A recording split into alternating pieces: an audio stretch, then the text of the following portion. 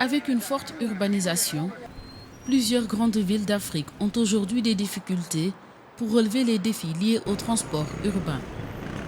Les routes sont encombrées par des véhicules de plus en plus nombreux. Des motos sont également présentes et il y a aussi des piétons en manque d'espace de circulation avec l'occupation anarchique des trottoirs par des commerçants ambulants ou souvent des animaux en errance. Se déplacer dans ces villes prend un temps considérable. Les embouteillages sont fréquents et les automobiles sont au ralenti.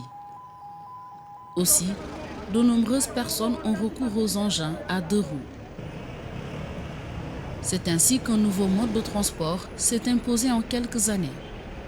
Désormais, les mototaxis ont pris une part importante dans le trafic urbain. Cependant, ces engins suscitent de nombreuses critiques de la part de certains usagers, des autres opérateurs de transport public et même des autorités. À Bangui, la coquette capitale de la République centrafricaine, les autorités ont réagi depuis 2018. En effet, les mototaxis sont interdites de circulation et de stationnement au centre-ville pour réduire les innombrables accidents. Auparavant, en fait, on peut gagner plus de 12 000 francs, mais maintenant, pour avoir même 10 000 francs, c'est difficile. C'est difficile. Parfois, ils te coignent ça, ils te coignent. Et puis après, on dit que voilà, c'est ta faute, quoi. Parce que tu n'as pas de papier et il n'y a personne pour nous soutenir, quoi. Soit une moyenne de 500 victimes d'accidents de la voie publique. Ça représente 75% des passages au niveau des urgences. Au Nigeria, le gouvernement local de l'État de Lagos, mégapole économique de 20 millions d'habitants, connu pour ses embouteillages monstrueux, a annoncé une interdiction totale des mototaxis et kékés qui sont des tricycles à moteur depuis le 1er février 2020. J'ai entendu la nouvelle hier. Conduire des kékés et des okada, c'est notre métier. C'est comme ça qu'on se nourrit et qu'on nourrit nos familles. Mais si le gouvernement les interdit, alors qu'allons-nous faire? Comment allons-nous travailler?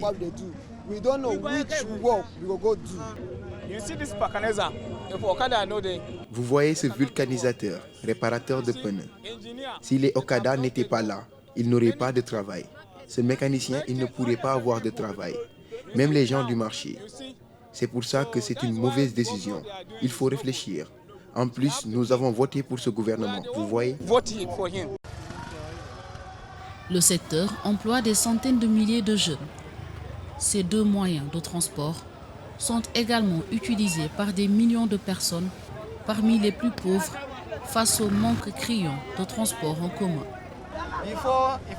Avant, si je travaillais bien et que je n'étais pas dérangé, je pouvais gagner 2000, 3000, 4000 naira, parfois même jusqu'à 100 000. Mais maintenant, la police nous harcèle. Il y a beaucoup de circulation. Pas de paix, pas d'harmonie, pas de tranquillité. On est toujours dérangé. Je dois payer les policiers, je dois payer le carburant. En ce moment, je gagne juste environ 500 naira par jour. C'est difficile à estimer. Par exemple, lundi, quand l'interdiction des okada a commencé, j'ai passé 7 heures sur la route, 7 heures dans les embouteillages. Le mardi, j'ai passé 9 heures dans la circulation. Hier, j'ai passé 4 heures seulement parce que je n'ai pas eu à faire d'aller-retour. Aujourd'hui, je ne sais pas combien de temps j'ai passé dans les bouchons. Il est difficile de calculer combien de temps je passe sur la route et combien je passe au bureau. Un trajet de 30 minutes par exemple dure maintenant 2 heures.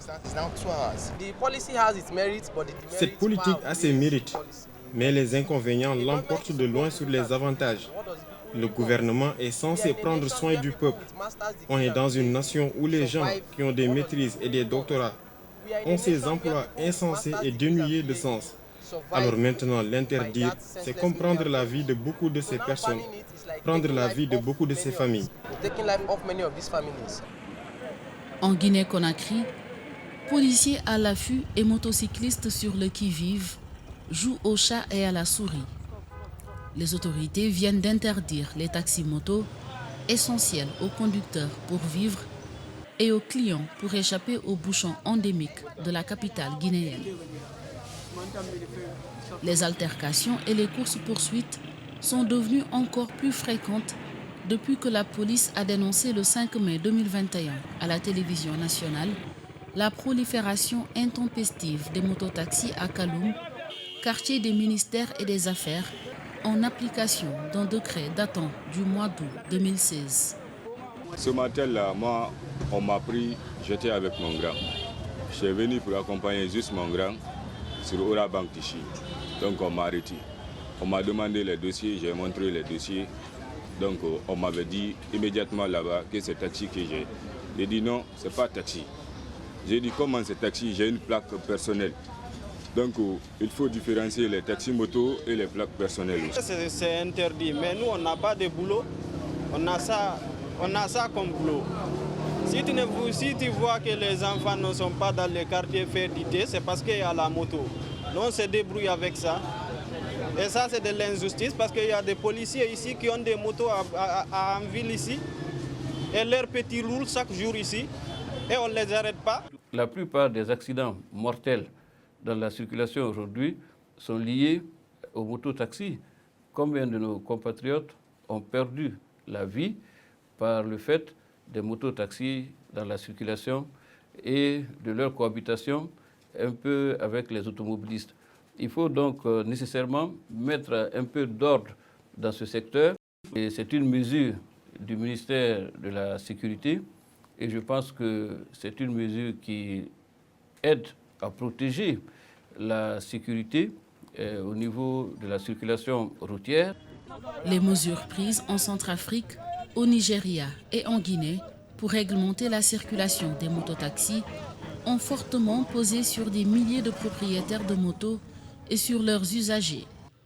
Ce fléau des mototaxis pèse aussi énormément sur les systèmes de santé. Les accidents de la route sont un véritable fléau. Dans le monde, nous savons que nous avons plusieurs millions de personnes qui décèdent par accident de la route. Et en Afrique, on estime que 40% des victimes d'accidents de la route sont des piétons. Et tout ceci cause un poids énorme sur le système de santé, car les accidentés arrivent au service des urgences, où la charge de travail est déjà très lourde, et aussi, lorsqu'ils sont sévèrement atteints, ce sont des hospitalisations longues avec des coûts qui sont importants et tout ceci pèse tant sur les populations que sur l'État. Donc il est important qu'on puisse prévenir ces accidents de la route et promouvoir la sécurité routière. Au Sénégal, la situation est tout aussi inquiétante. D'après des chiffres de 2020, 20% des 621 accidents mortels ont été causés par les transports motorisés. L'activité des deux roues motorisées au Sénégal prend de plus en plus de l'ampleur. La raison elle est très simple, hein? C'est parce qu'en fait les motos coûtent moins cher que les véhicules automobiles. Facile à utiliser, on n'a pas, peut-être parfois certains n'ont pas besoin de permis. D'autres ont besoin de permis A1, c'est-à-dire qu'il faut absolument apprendre le code de la route, réussir quand même à l'examen du code. D'autres également ont besoin d'un autre permis, permis A. Et ça également, ce qu'on a remarqué au Sénégal, la plupart de ceux qui pratiquent les deux roues motorisées, la plupart n'ont pas de permis A1, donc ne connaissent pas les règles de circulation, d'où effectivement leur comportement discourtois et dangereux dans la circulation. Aujourd'hui, sur les 600 tués dans les accidents de la circulation au Sénégal, je peux dire qu'au moins il y a 150 personnes qui sont décédées suite à un accident de moto. Et quand je parle d'accident de moto, c'est collision entre deux motos, collision entre une moto et un véhicule hippomobile, collision entre un véhicule automobile et une moto, collision entre un piéton et une moto. Donc le phénomène est inquiétant, parce qu'avant, quand on parlait de deux roues motorisées, c'était l'ancienne région du Sine Saloum, Fatick, Kaolack. Aujourd'hui, c'est un phénomène qu'on trouve à Thiès, à Louga, à Diourbel, dans la région, particulièrement à Touba. Et aujourd'hui, un autre phénomène s'invite quand même dans la danse, c'est la pratique des deux roues en tant que moyen de transport public de voyageurs. Et aujourd'hui, aller à Thiès, aller à Louga, beaucoup utilisent Jakarta parce que pour eux c'est un métier. Moi je trouve que ce n'est pas un métier durable. Aujourd'hui, il faut que l'État siffle la fin de la réclamation, que l'État intervienne peut-être dans d'autres domaines pour essayer de trouver du travail pour ces jeunes-là, mais qu'on sache, dans le domaine du management de la sécurité routière, encourager les taxis-motos, c'est vraiment exposer ces jeunes vraiment au danger de la route. Et on sait que non seulement la moto elle est dangereuse, elle est même plus dangereuse que la voiture, mais surtout les acteurs sont des sujets vulnérables. À chaque fois qu'il y a un accident, soit c'est des traumatismes crâniens, soit c'est des fractures. Et vraiment, il faut aller dans les structures sanitaires pour se rendre à l'évidence des ravages que les motos sont en train de faire au Sénégal. À Touba, la cité religieuse située à 194 km à l'est de Dakar, la capitale sénégalaise, les mototaxis sont communément appelés Moto Jakarta. Elles peuvent prendre à bord des clients. En effet, au Sénégal, il n'y a qu'à Dakar qu'il est interdit aux mototaxis le transport de passagers, du moins officiellement. La cohabitation avec les autres transporteurs n'en demeure pas moins difficile. Ces jeunes qui s'acquittent de leur taxe mensuelle à hauteur de 2000 francs CFA disent être victimes de marginalisation. C'est vrai qu'il y a beaucoup d'accidents de la route, mais à chaque fois qu'une moto fait un choc, c'est toujours à cause d'une collision avec les transporteurs. Ces derniers doivent avoir de la tolérance, mais ils nous marginalisent car nous, les conducteurs de mototaxi, nous sommes les plus vulnérables du trafic. Ce qu'ils font n'est pas normal du tout. Parfois, en cas de problème sur la route, pour éviter les autres voitures, certains conducteurs foncent directement sur nous, les Jakartamens, et ils nous blessent. Le plus difficile, c'est que quand on se rend dans les structures de santé, on nous néglige également. Vraiment, les transporteurs font ce qu'ils veulent.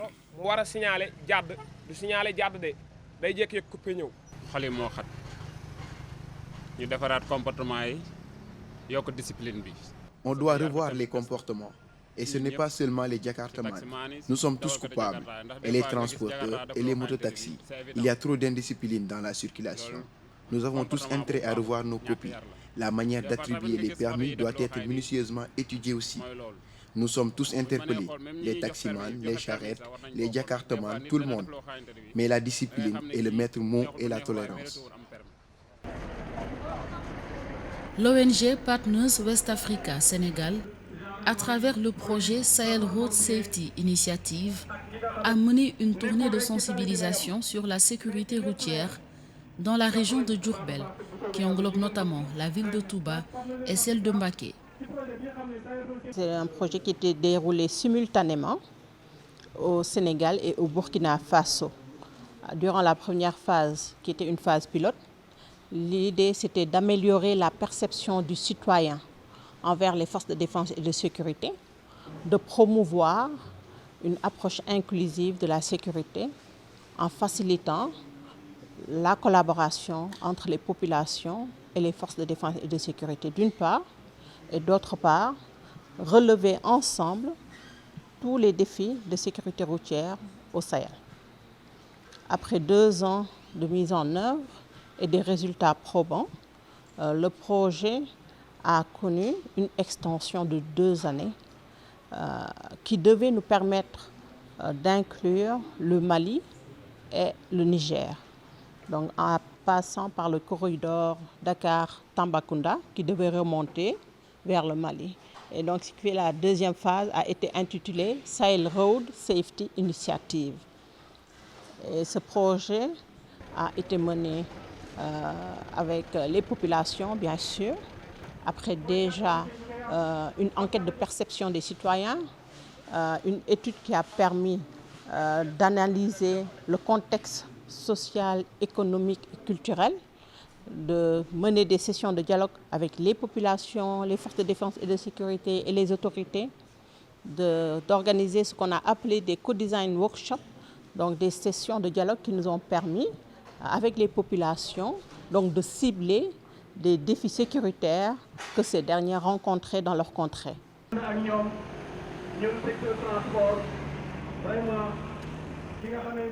Après une caravane qui a sillonné les différents axes stratégiques de la ville de Touba pour sensibiliser les populations sur la sécurité routière, un forum a regroupé toutes les parties prenantes autour de la réflexion pour la réduction des accidents de la route.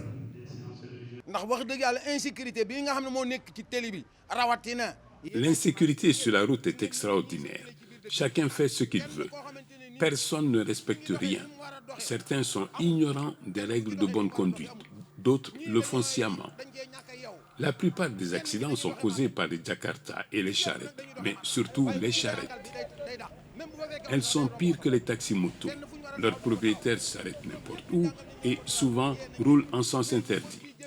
On leur a appris le code de la route, mais ils sont têtus.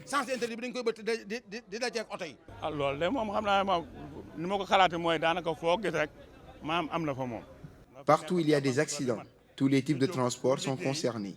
Car un responsable comme moi ne peut pas faire de dégâts intentionnellement. Mais je reconnais qu'il y a des jeunes qui sont indisciplinés. Mais c'est partout. Il y a des gens qui ne respectent rien. En tout cas, les accidents n'arrangent personne. Donc on doit tout faire pour lutter contre. Ici à Touba, les charrettes disposent de plaques d'immatriculation, comme cela. En cas d'infraction, on pourra identifier les conducteurs.